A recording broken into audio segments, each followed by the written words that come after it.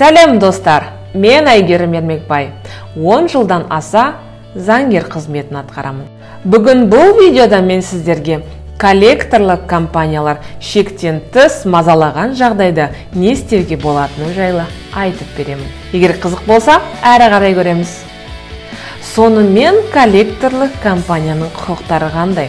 Соған тоқтала кетейік. Біріншіден, коллекторлық компания сізбен бір рет қана тірідей кездесуге, екіншіден, таңғы сағат 8-ден кешкі сағат 9-ға дейін күніне 3 рет мазалауға құқығы бар.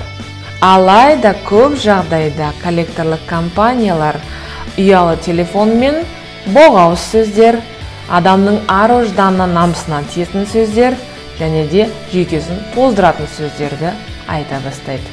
Бұл жағдайда не істеуге болады? Әрине, біріншіден банкке барып, өзіңіздің жеке басыңызға қатысты ақпараттарды ешкімге таратпау жайлы өтініш жазасыз.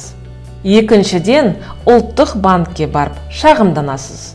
Айта кететін жайт, 2018 жыл ұлттық банк коллекторлық компанияларға қатысты 5 әкімшілік жаза және де 14 шара қолданған.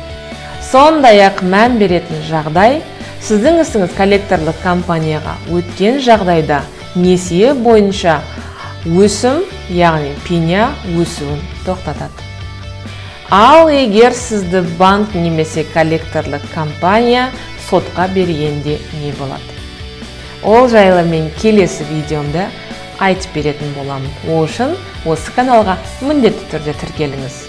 Егер видео ұнаған болса, лайк басамыз. Егер де сұрақтарыңыз болса, төменде қалдырамыз.